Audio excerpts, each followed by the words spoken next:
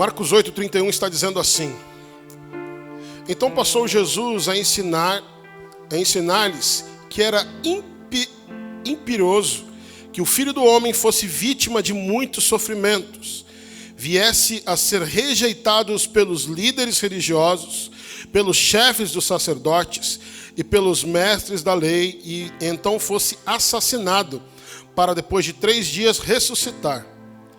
E Jesus falou sobre esse assunto de maneira clara. Mas Pedro, chamando-o em particular, começou a censurá-lo energicamente.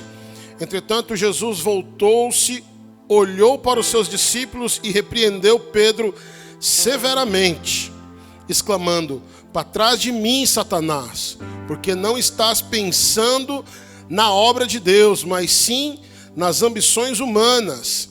Em seguida, convocou Jesus as multidões e os discípulos e os desafiou: se alguém deseja seguir-me, negue-se a si mesmo, tome a sua cruz e venha após mim. Quem quiser, pois, salvar a sua vida, perdê-la-á. Mas quem perder a sua vida por minha causa e pelo Evangelho, salvá-la-á. Portanto, de que adianta uma pessoa ganhar o mundo inteiro e perder a sua alma? Ou ainda, o que uma pessoa poderia dar em troca de sua alma? Assim sendo, numa época como essa, de incredulidade e perversidade, se alguém tiver vergonha de mim e dos meus ensinamentos, então o Filho do Homem, quando voltar na glória de seu Pai, juntamente com os santos anjos, também a essa pessoa não oferecerá honra. Amém? Amém? Senhor, eu estou aqui mais uma vez, a tua serva acabou de apresentar, mas eu quero, Senhor, me colocar aos teus pés, Senhor, e pedindo, Senhor, para que nada que há em mim possa interferir no teu agir. Pai, estou como teu servo, faz o teu querer. Senhor, não é mais a minha boca, mas a tua, não é mais os meus pensamentos. Senhor, nada que há em mim possa interferir na tua palavra. Senhor, sou teu servo e faz o teu querer. Senhor, em nome de Jesus, Pai, eu te agradeço. Em nome de Jesus. Aplauda ao Senhor. Isso. Glória a Jesus. Para falarmos de estratégias de Deus, temos que começar falando sobre maturidade na caminhada cristã. Para podermos entendermos as estratégias de Deus, precisamos entender sobre maturidade na nossa caminhada cristã. Para introduzir essa mensagem, eu quero fazer a leitura de alguns versículos aqui, de 3 versículos somente, de 1 Coríntios 3. Está escrito assim: irmãos, não vos pude falar como a pessoas espirituais, mas como pessoas carnais, como a crianças em Cristo. O que vos dei para beber foi leite e não alimento sólido, pois não podias recebê-los, nem ainda agora podeis, porque ainda sois carnais, visto que campeia entre vós todo tipo de inveja e discórdia.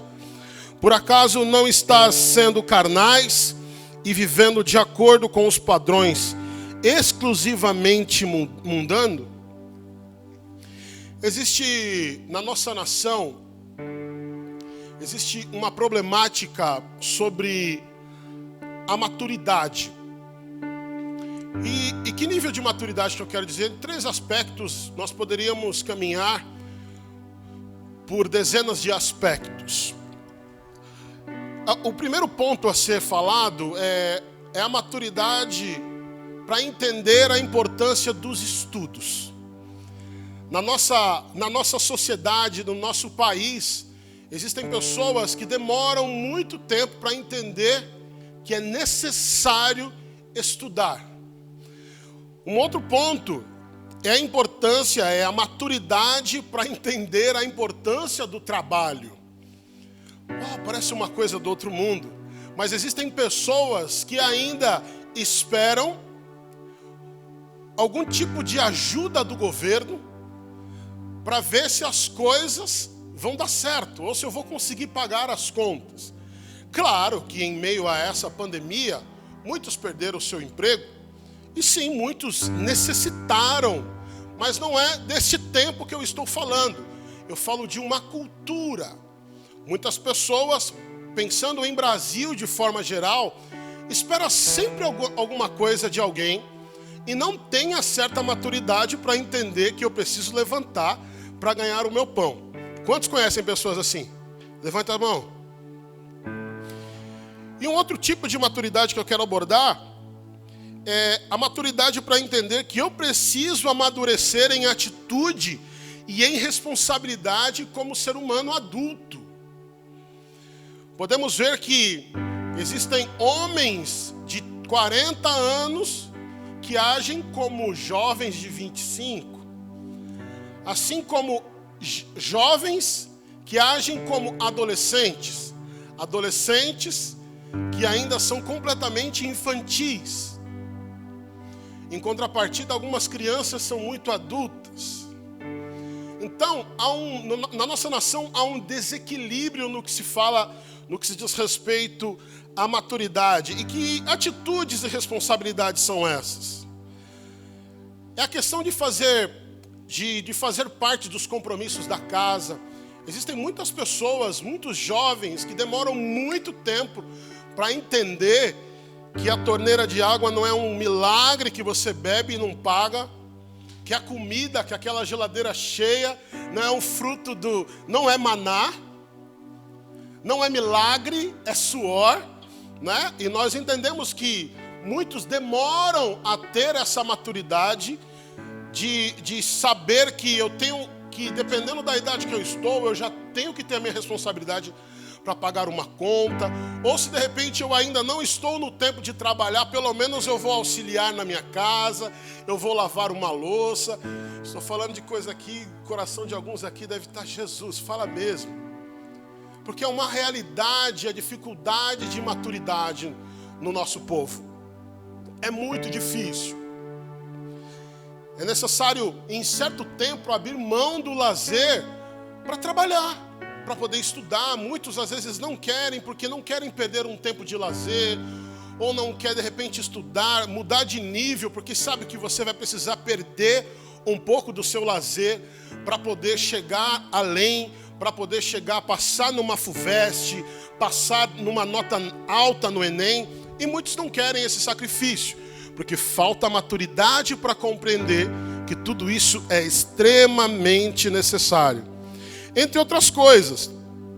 Mas voltando à palavra, Paulo nos diz: se eu não amadurecer na fé cristã, eu vou continuar agindo como uma pessoa carnal.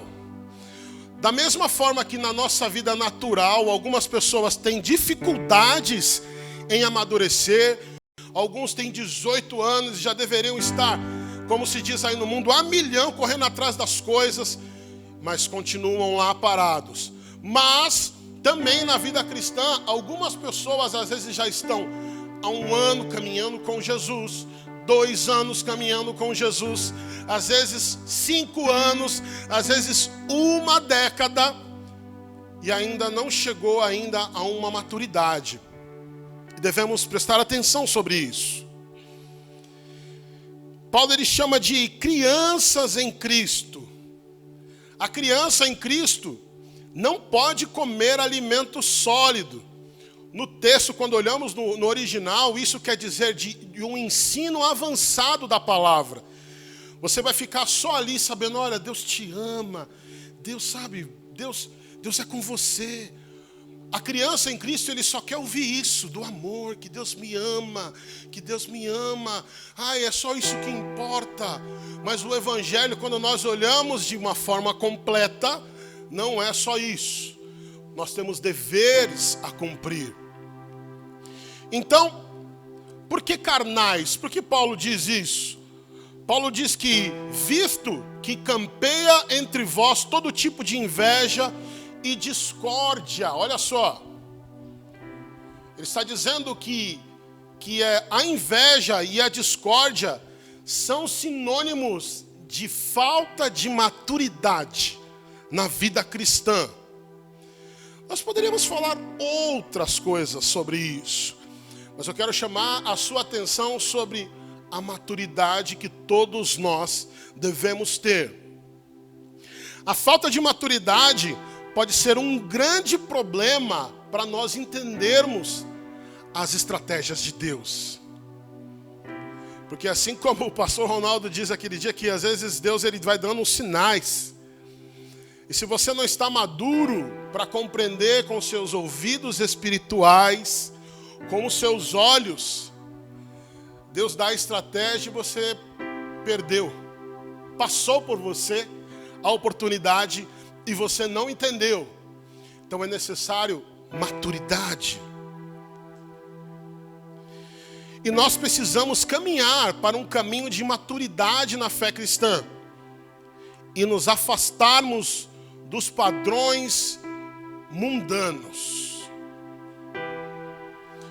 Tudo aquilo, todo o passado, toda a cultura, toda a minha forma de ser, de falar, de pensar, que outrora eu era, a partir do momento que eu caminho com Jesus, eu vou chegando a uma maturidade onde esses problemas de inveja, dissensões, discussões, Cristo vai mudando, vai moldando toda a nossa vida. E é necessário entendermos como eu estou comparado ao tempo que eu não servia a Jesus.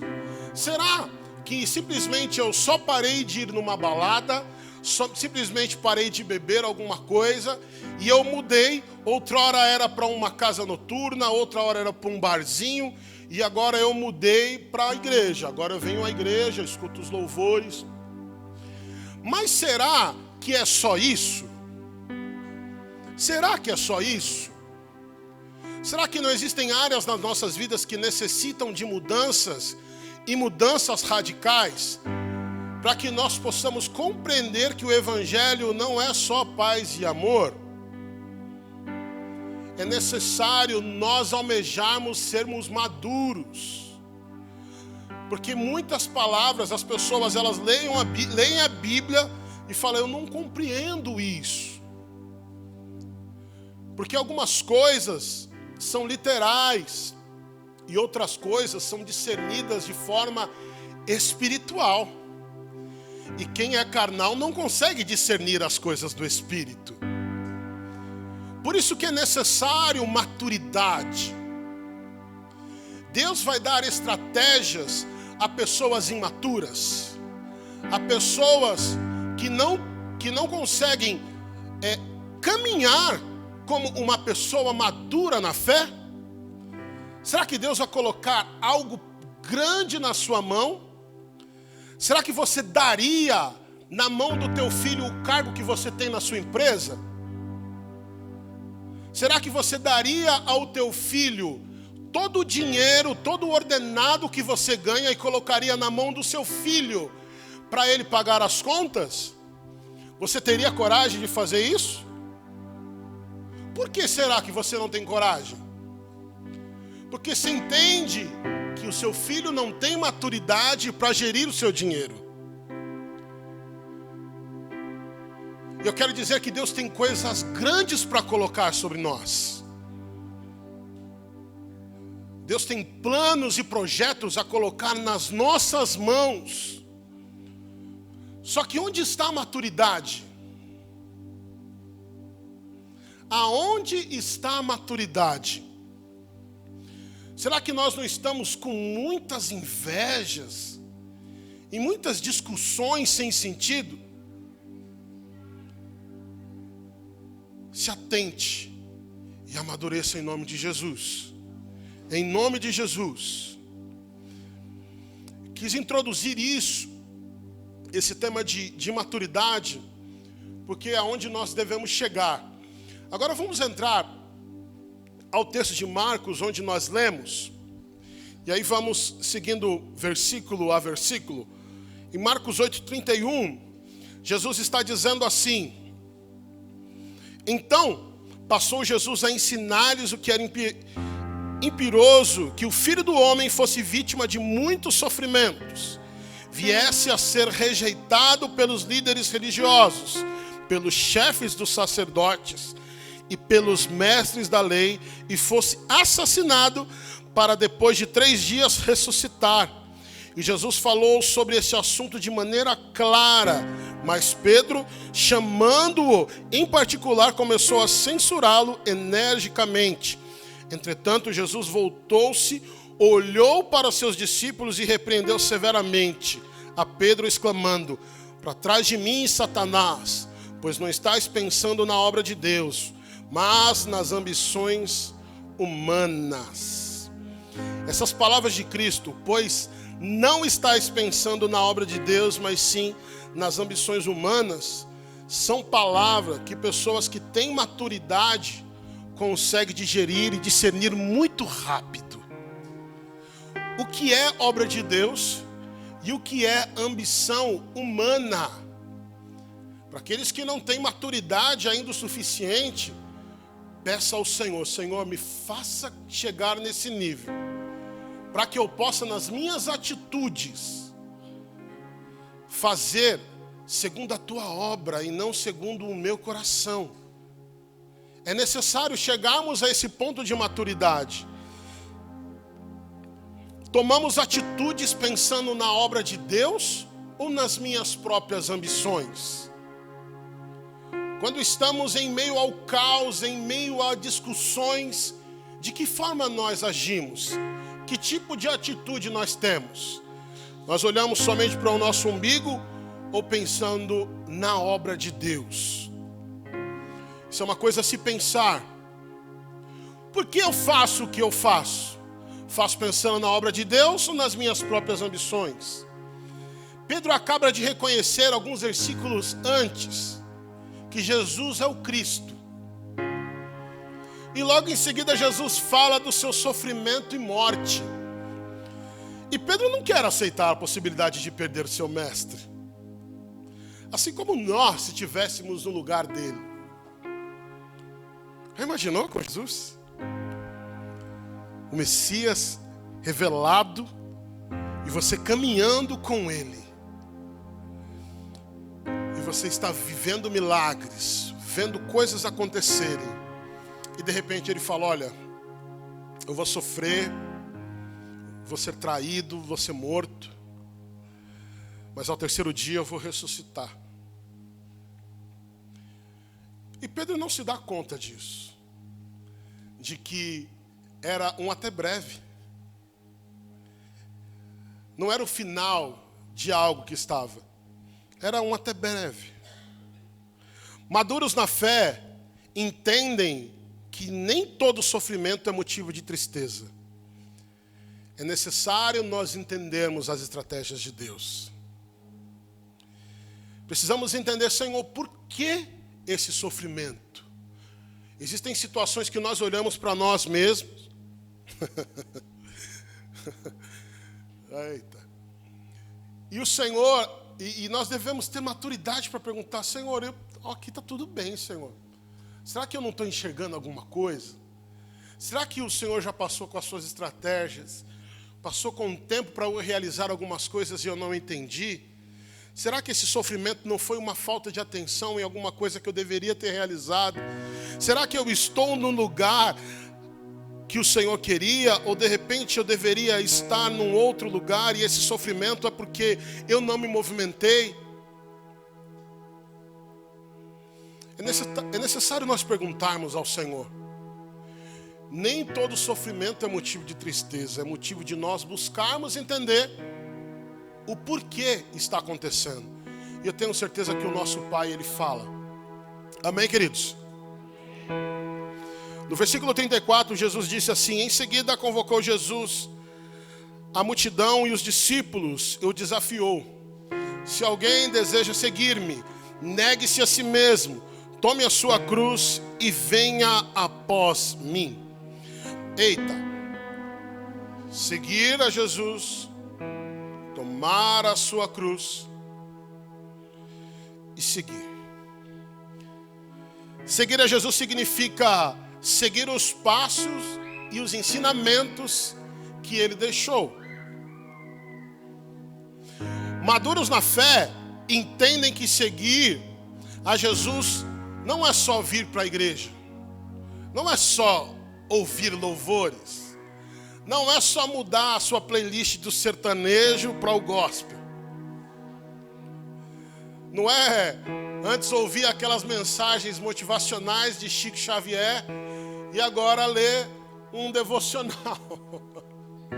Isso é uma grande coisa. Primeiro que nós já não estamos ouvindo mentira, nós estamos ouvindo palavras de vida, porque a palavra de Deus é viva. Sim, mas os maduros na fé entendem que não é só isso. É necessário um relacionamento com Deus vivo. Vir para a igreja na quarta, glória a Deus. Hoje, semana passada foi guerra, né, pastor? Hoje nós estamos mais agraciados com a presença de todos. Mas os maduros, eles entendem que não é só isso. Não é só quarta, não é só domingo de manhã, não é só domingo à noite. E eu vou além. Não é só o discipulado. Você chegou aqui do zero e o discipulado, ele vai te colocar no caminho que Cristo caminhou. Mas existe algo que é lá no teu quarto, que é no seu secreto, que você vai se aproximar do eterno. Você vai ter uma vida com Ele. E você vai se relacionar com Ele. Maduros na fé entendem isso. E maduros na fé entendem que aquele que tem os meus mandamentos e obedece, este é o que me ama. O porquê só vir para o culto não é tudo.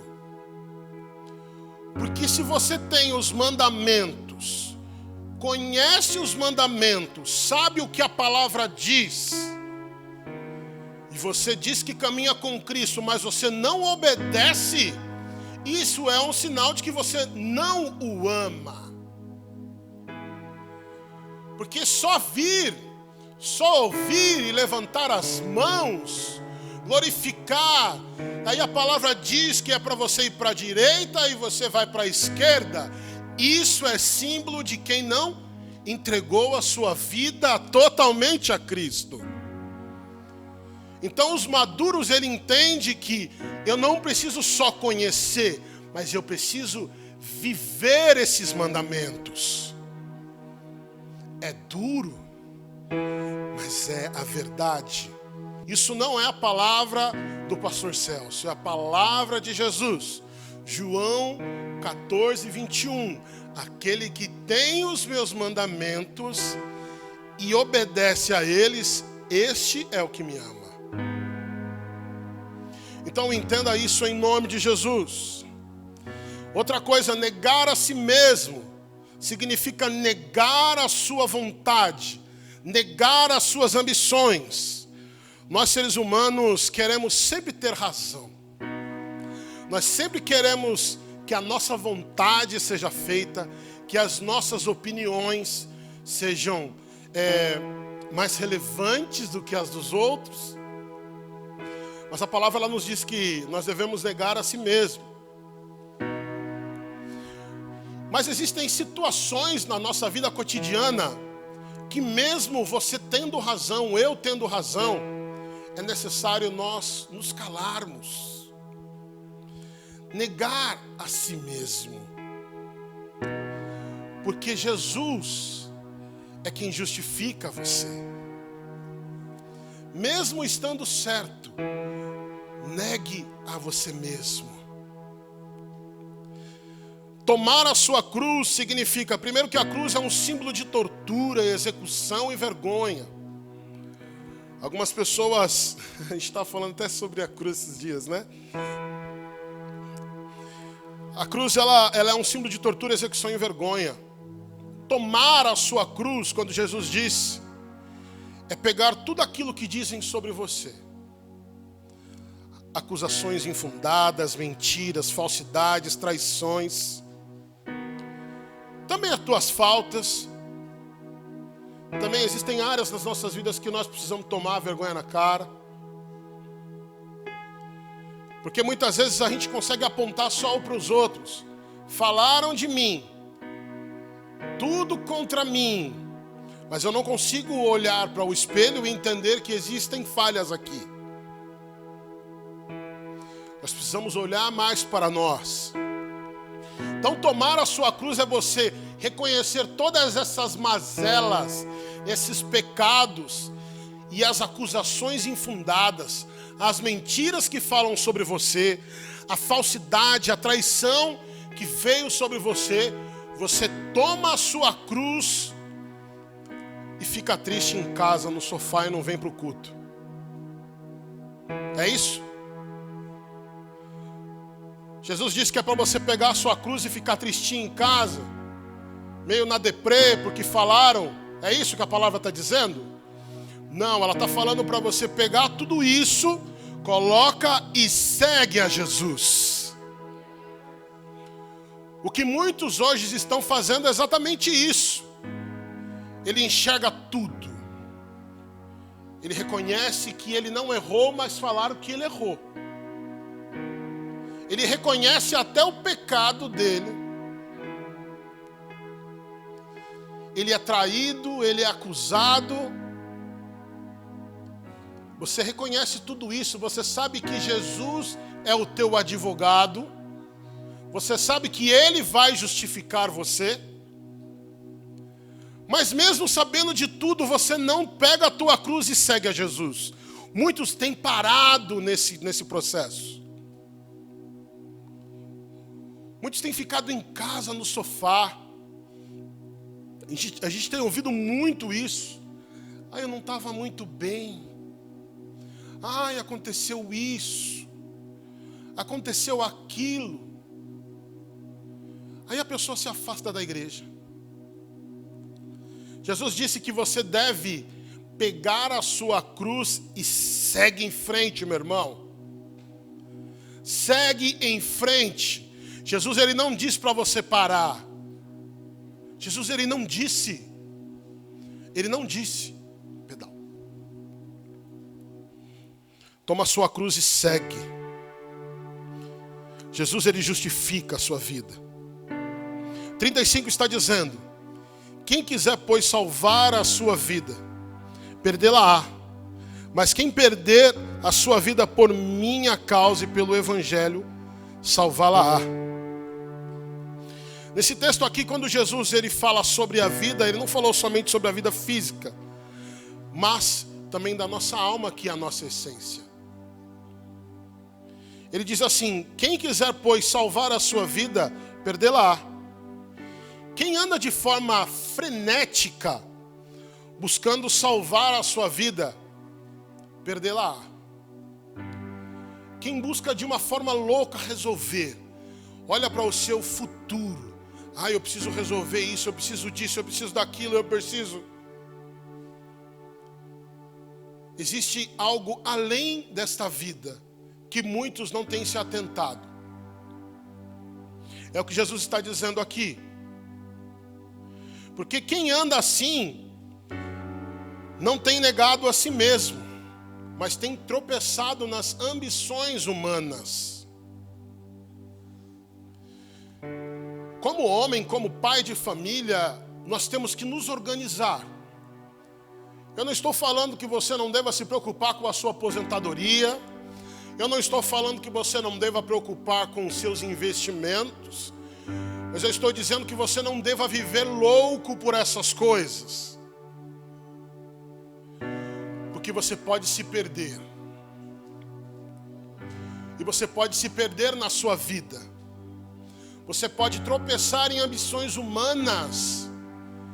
E você não vai estar olhando para o reino de uma forma geral. Quando nós olhamos de uma forma egoísta para a nossa vida, eu preciso resolver a minha vida, é minha vida, eu, é o meu filho, é isso. Nós não temos uma visão panorâmica de reino. Porque se Jesus salvou você e Ele quer salvar toda a sua família, já tem salvado a tua casa, o Senhor Ele quer salvar os seus parentes ali da vizinhança, os parentes de longe. Se você focar simplesmente no seu, nós não temos a visão de reino. E nós devemos olhar para a nossa vida não de forma egoísta. Se organize sim, mas não vive de forma frenética, buscando mais dinheiro, mais dinheiro, mais dinheiro, mais dinheiro. Vai ficar tudo para trás. Vai ficar tudo para trás. Queridos, eu quero ser bem sucedido. Quantos aqui querem? Teve gente que não levantou a mão. Quem quer ser bem sucedido? Não é hipocrisia, querido. Não é hipocrisia falar que quer ser bem sucedido. Mas se você está perdido no seu pensamento, só isso em resolver a sua vida, você pode estar tropeçando nas ambições humanas. Mas quem perder a sua vida por causa de mim e do Evangelho, salvá-la-á. Jesus está nos dizendo que quem perder a sua vida por minha causa e do Evangelho, salvará a sua vida. Jesus está dizendo que não importa o que aconteça, eu tenho salvação eterna para todos nós. Hoje, nesse tempo onde pessoas buscam simplesmente para si alcançar fortunas, simplesmente olhando para si próprio, tentando resolver a sua vida aqui, mas a vida aqui é tão curta.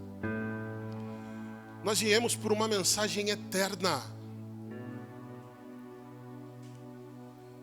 Querido, 80, alguns chegarão a 100 anos. Mas existem coisas eternas para nós nos atentarmos. Existe uma vida além dessa vida carnal. E essa vida ela é eterna. Jesus disse que está preparando lugar para nós. Se nós ficarmos frenéticos por isso, cegos por mais dinheiro, você pode perder a sua vida. Você pode perder a sua vida. Versículo 36. Portanto, que adianta uma pessoa ganhar o mundo inteiro e perder a sua alma? Ou ainda, o que uma pessoa poderia dar em troca de sua alma? Esse texto aqui, eu acho que não precisa nem de legenda, né? 38. Para encerrarmos.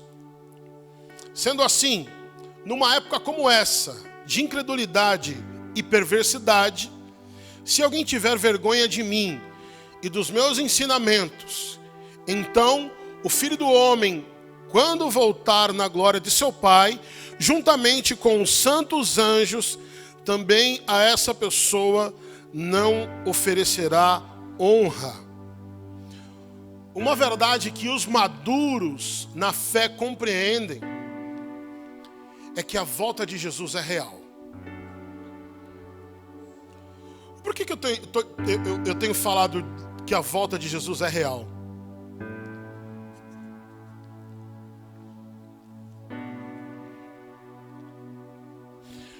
Por conta do nosso estudo, por conta do darwinismo, de que o homem veio do macaco, algumas pessoas, mesmo estando na igreja, mesmo dizendo que tem fé, elas acreditam em algumas teorias não bíblicas. Alguns, eu ouvi esses dias, estava conversando com a minha esposa até, uma pessoa falando que, será que foi Deus mesmo que fez? Que fez?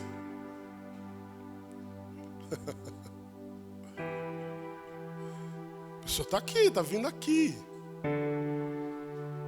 Será que foi Deus mesmo? Numa conversa assim informal. Sem dizer outros textos que são assim muito claros. sobre jugo desigual, sobre coisas assim que não precisa nem muita interpretação de texto, assim, sabe? Não precisa espiritualizar muito a coisa assim para entender o que Deus está falando ali claramente. Tem muitas pessoas que acham que esse evento é um evento espiritual, uma coisa que nunca acontecerá. Mas Jesus disse muitas coisas que já estão acontecendo. E nós estamos vivendo num tempo em que Jesus falou que nós viveríamos. Tempos de pandemia, rumores de guerra, perseguição. Quando você olha o Afeganistão, tá bom, vai. Afeganistão, logo passa isso aí. Ou então os Estados Unidos volta lá e aí para toda a guerra de novo. E os talibãs perdem, né? Mas existe uma realidade de vida cristã lá na China, que as pessoas precisam fazer o culto debaixo do porão. E a igreja cresce. Queridos, que nos voltemos ao Evangelho. Voltemos-nos às verdades bíblicas. Uma pessoa que serve ao Senhor, está na igreja há tantos anos, tem dúvida se foi Deus mesmo. Será que se foi Deus mesmo? Será que Jesus não é um mito, como algumas pessoas acreditam? Será que Jesus não é o Deus Mitra que falam, né? Queridos, Jesus é real. E os maduros na fé compreendem isso. E uma verdade que está implícita aqui nesse texto é que aqueles que honrarem ao Senhor, quando Ele voltar, será honrado por Ele. Esse que é o X da questão. É por isso que a vida cristã, ela não só se baseia em vir ao culto e louvar louvores. Honrar ao Senhor, de que forma que nós honramos ao Senhor? Junto na reunião dos santos? Amém. E no seu serviço, você tem honrado? Porque o mesmo Deus que aqui está lá na sua casa. Ele enxerga o seu serviço. Ele enxerga as suas conversas no WhatsApp. Ele conhece a playlist do seu celular. Você pode tentar até enganar o nosso pastor, mas a ele é impossível enganar, porque ele está em toda parte. Então, se de repente você está naquele modo bater cartão, sabe? Quarta eu estou lá e domingo de manhã, ou então domingo à noite. Esse modo precisa mudar, para que nós cheguemos a uma maturidade de vida cristã verdadeira. Para que quando você comece a ler a palavra de Deus, você não vai falar, eu não entendo nada disso aqui. Por que você não entende? Porque é necessário orar, pedir para que o teu amigo, o Espírito Santo, comece a revelar a você. Querido, isso é verdade. Eu lembro dessa fase, de uma fase de eu abrir a Bíblia e não entender nada. Falei, Senhor, é português isso aqui, por que não vai? Isso é real. Mas se você acha que ler a Bíblia é igual ler um gibi, você está muito enganado. Um livro de literatura é necessário conhecer o autor. É necessário orar. Existem sim livros históricos que você vai conhecer a história dos reis de Israel. Mas se você não orar, não buscar o Senhor e ler essa palavra para Ele se revelar a você, querido, você não vai entender mesmo. Você não vai entender. Porque é necessário orar. É necessário intimidade para que Ele possa se revelar a você. É necessário. E nesse novo tempo, nós não podemos mais no nosso meio ouvir crente dizendo que não consegue ler a Bíblia. eu não consigo ler a Bíblia. Porque é lá na Bíblia, é aqui na Bíblia que te dá as direções que você precisa seguir. Não adianta você achar que por você ser um bom profissional, porque você já sabe que você consegue se manter, que está tudo certo. Veio uma pandemia aí, foi tudo para os ares. Dezenas de empresas fecharam.